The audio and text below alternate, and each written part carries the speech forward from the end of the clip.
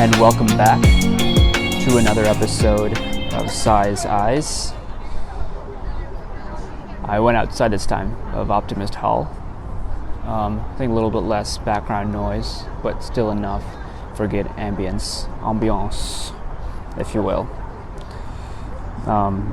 So yeah, I'm gonna go through. So hopefully you've been following along my SaiOS life operating system episodes, the last 5, 6, 7 now, I forget. They're just all running together, but taking a deep dive into each of the databases, into each of the components, levels of the pyramid that I have, as well as how I just structure everything. So last episode we started to take a look at the action level of the alignment pyramid. So that was the projects database, and now we're going to be taking a look at the action items database. So the way I've organized it, each of the action items roll up to a project. And so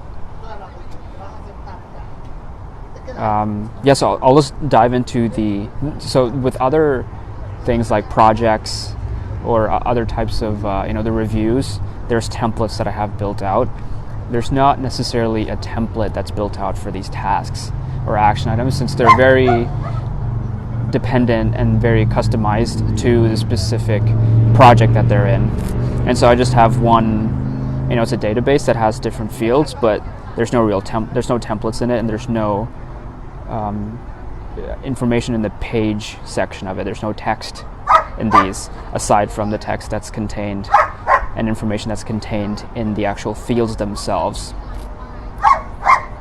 Since some of these may only take 10-15 minutes to complete, some or take longer, but I didn't feel, and I don't think I need any other information other than what's provided in those fields. So with that little context, I'll go into what those fields are and go from there. And so obviously there's like the title field of the action item title, or the task title, however you want to think about it. And then the first field that I have is the done check. It's a checkbox. And so obviously if they're not done, it's unchecked. And if they're completed, when I complete them, I'll check mark the box. So pretty straightforward there. Then I have, I have 3 due dates. Okay, so stick with me here. The first due date is and I actually only use 2 of them, really. So one is the DUE due date. So that's kind of what the due date, what what people normally think of when they think of due date. Like, oh yeah, this is the deadline for which I want to complete this task by. Oh, there's a little bug on me.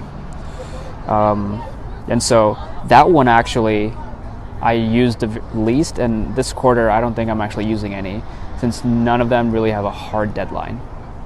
For work, and if I structured it this way, I could potentially see using it, but for my personal life operating system, for these projects right now, I don't have any DUE due dates filled in.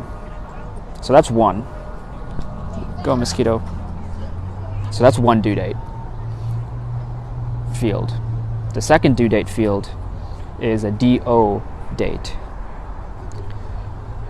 And that due date is the one that I most live by. So this is the day-to-day due date that I fill in, or I plan to actually do the task. So it's not necessarily the day the task is due for DUE, it's the day that I want to complete the task, that I want to do it, DO it. And so by structuring it this way, I can plan out the series of action items over the course of time for when I want to actually complete them, so that I can, if there is a case where there is a DUE due date, I can track what the actual progress is towards that ultimate deadline, instead of having the due date as, let's say Friday, and it's on my calendar as one DUE date of that Friday, then I won't necessarily, I have to take an extra step of figuring out and time chunking, time blocking, or whatever, time managing how I want to hit that deadline.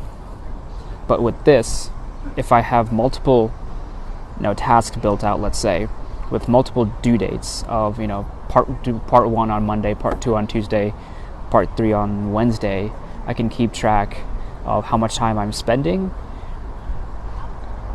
which parts I want to be completing successively before the actual deadline approaches and hits.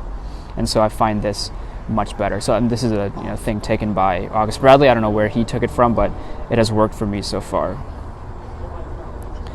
So that's the second due date, right? DO date. And the third one is due, like missed. No, I was kidding. No, screw that. It's the third one is the quarter planning due date. So DO date again, but this is quarter QP due date is what the name of the field is. So it's quarter plan due date. So this one is when I'm doing my quarterly planning. It is all the dates on which I originally planned to do the action item. So similar to the due date like I mentioned, but this is a quarter planning one. So I'll set these once at the beginning of the quarter, so I have a calendar of all my tasks that are listed out for the entire quarter, divided by project. So I'll build these action items by project, basically. So I'll go into the project, like I mentioned, and build out, using the project template, and then part of that is the action item. So I'll complete the action items there. So I'm within the context of that project. But then when I'm outside of the context of that project, when I'm viewing it on a day-to-day basis, on a time period basis, I can see due date-wise, DO date-wise, what am I doing today? What am I doing tomorrow? What am I doing next week? And so this quarter planning due date is stationary. It does not move at all throughout the course of the quarter, because I want to be able to track if I move the due dates and the timelines of the different action items and projects. So the quarter planning due dates, QP due date stays the same, and the normal DO date, due date, is the one that moves on a day-to-day, week-to-week level. So I can just if I'm in a calendar view of all my action items, I can just go from drag and drop one action item that I initially have scheduled in my quarter planning on a Monday. I can move it to the next Monday, or I can cancel it, or I can move it to Wednesday, etc. And so so when I change that, it's moving the DO date, it's moving the due date, and not the quarter planning due date. And so when I refer to due dates in the future, and if I've referred to them in the past, 99% of the time they're referring to the DO due date. So hopefully that gives a little bit of insight into how I'm actually, and we recently implemented something like this at work as well. And so we'll see how that works at work. But I'm pretty excited to see the use cases, see the results, hopefully. And so I'll come back to this in a little bit. So going down the line here of the action item, page, or the field, or the value of, within this action item database, this one task, right? So these are all the different fields that are associated with that task. So going along down that line, I have priority. And so similar to projects and different things. So I have first, second, third, fourth, fifth priority, obviously. But then in addition to that, I have scheduled, which is kind of like if it's a meeting or something that's on the calendar, like that can't be moved, right? It's scheduled on the calendar. Then I'll sometimes put that on there. And then I have recurring. So this one is actually I'm using more now. I actually just created it last quarter, where recurring is tasks that I want to be, these are mostly within my personal admin database.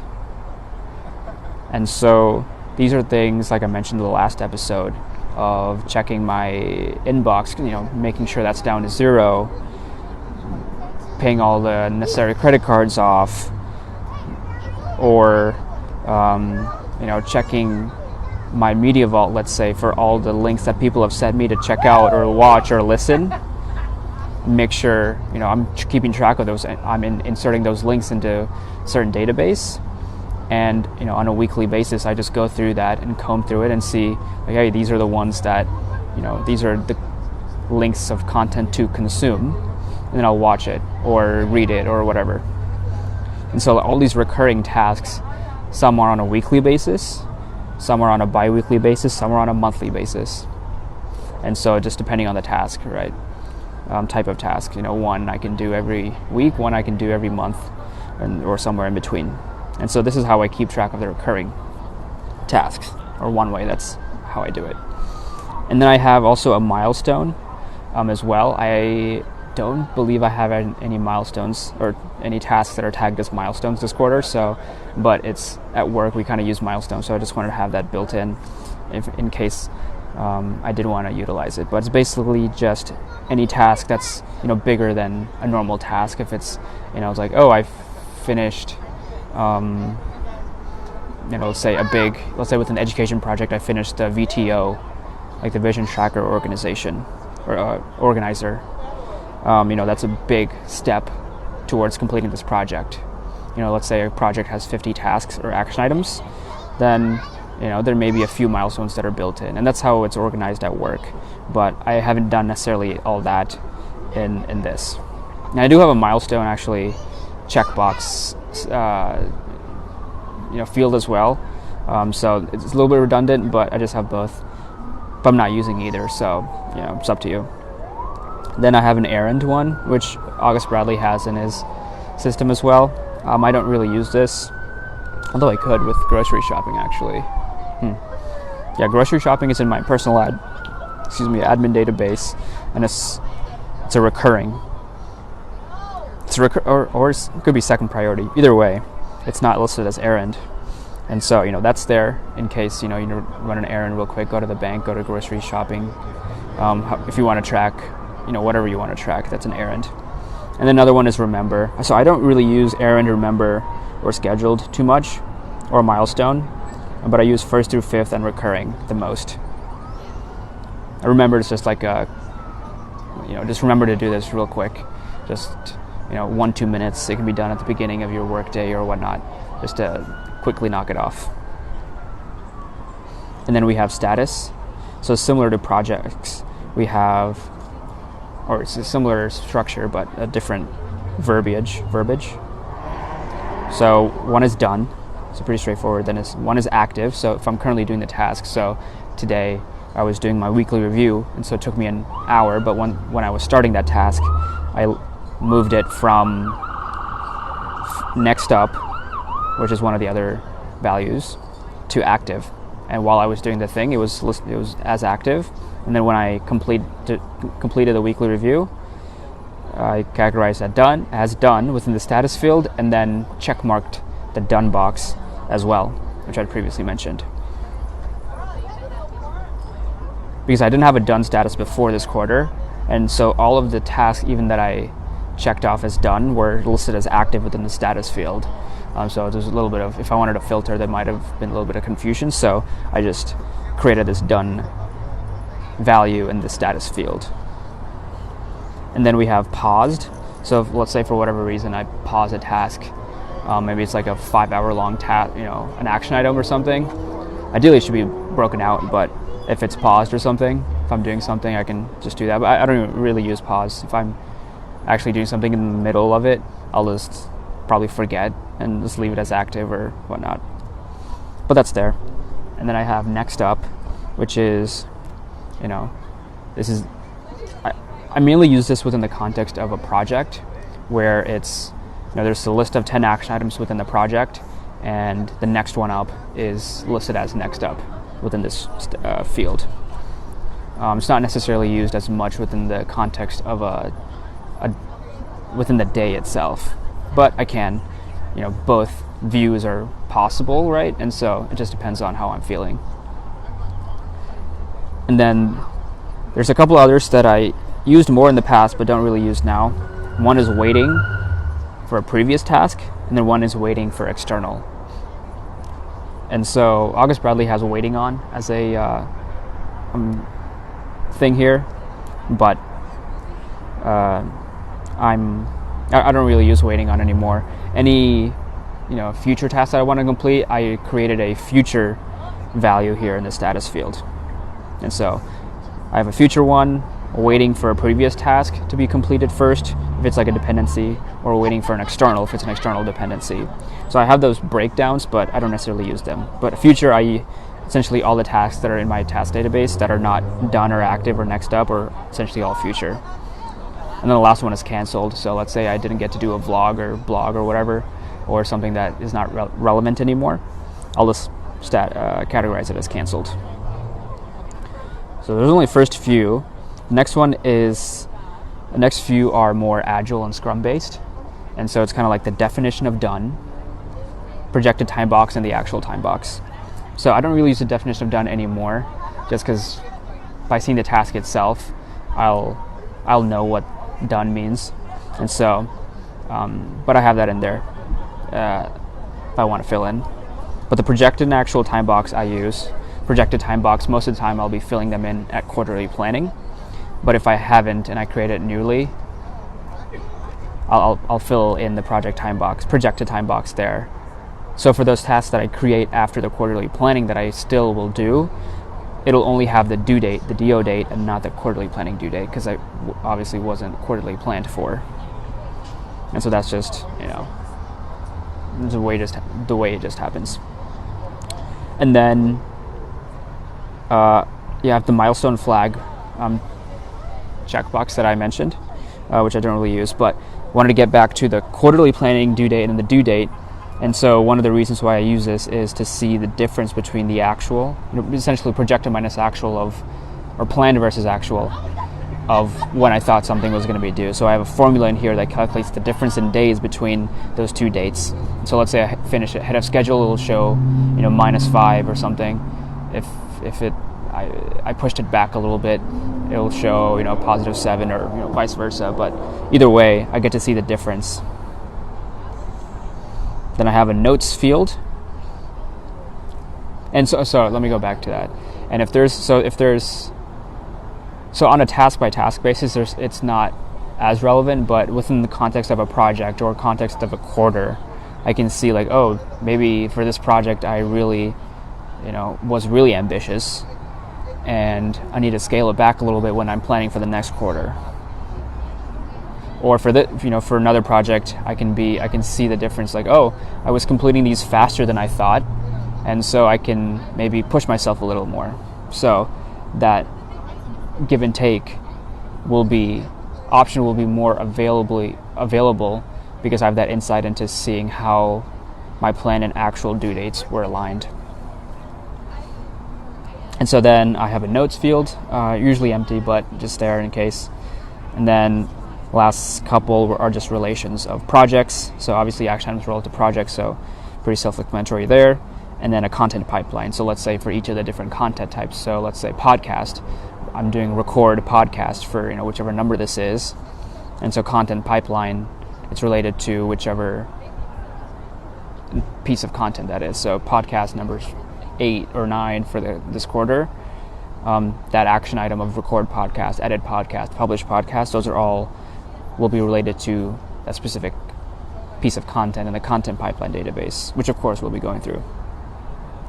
And so those are all the fields within the project, within the action items database. Some of the most common views that I have of this action items database is the most important one that I have is to do today. So this is in my main dashboard, if you will, and so this view has just the action items that I'm completing today. And so if you look at it for action items to complete in a week, or it can be overwhelming, even like multiple days. And so if you just segment it out by one day, like, oh, these are, this is first priority, this is second priority, third priority, very explicitly stated, you can see like, oh, I'm planning projected time box of 4 hours. Like, is that reasonable with my schedule today? Sure it is. Maybe, 2 hours would be better, but, it's listed out and you can move the tasks, as you see fit. right? So to do today is one of the most important views that I have.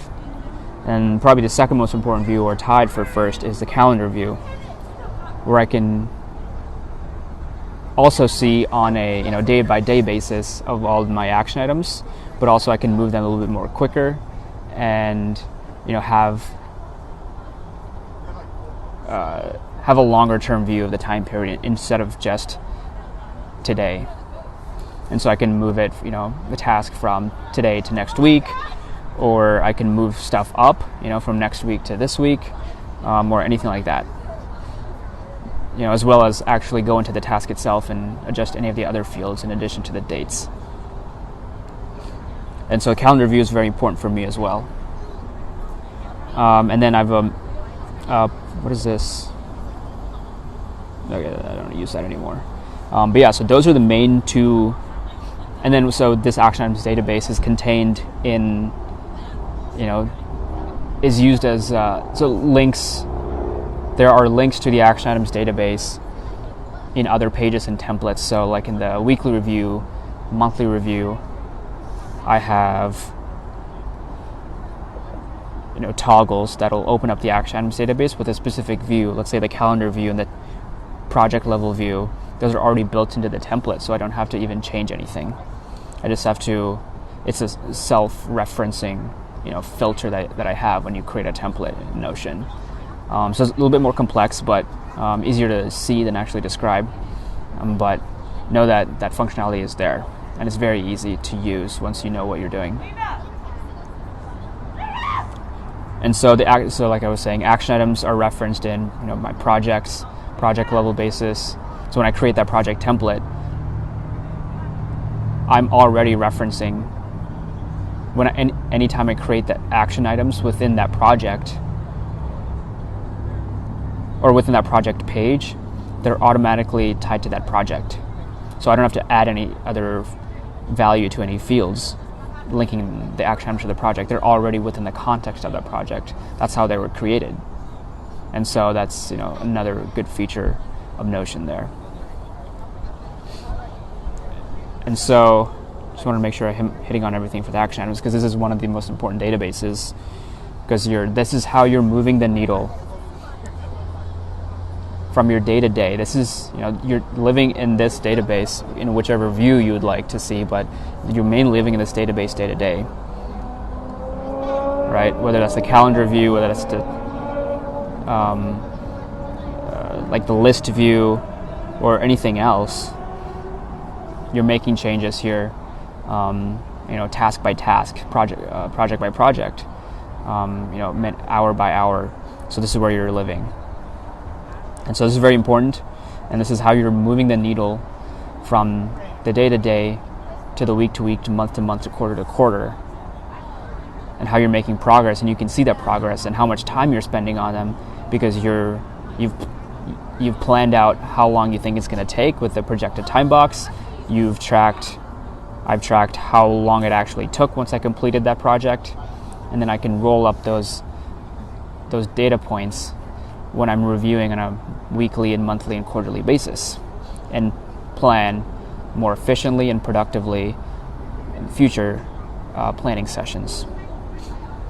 And so hopefully that gives you some insight into how I structure my action items database, and to see how it relates to different databases, as well as how it's structured within the overall alignment zone pyramid, how it's from action items to projects to affirmations to the aspirations of my purpose, mission, and value. So each of these action items rolls up to one of those projects that moves the needle, that is built for a specific reason, because it's aligned with my mission, with my purpose, and my unconditional values. And so hopefully that gives some insight there. I know we're running up on 25 minutes again. So I'm happy to expand upon this more in future episodes, or if you want to reach out to me, I can do that as well. And potentially YouTube series on this. So if people are interested, I'll, look into that as well. But thanks for listening to another episode of SaiOS. I'll see you when I see you.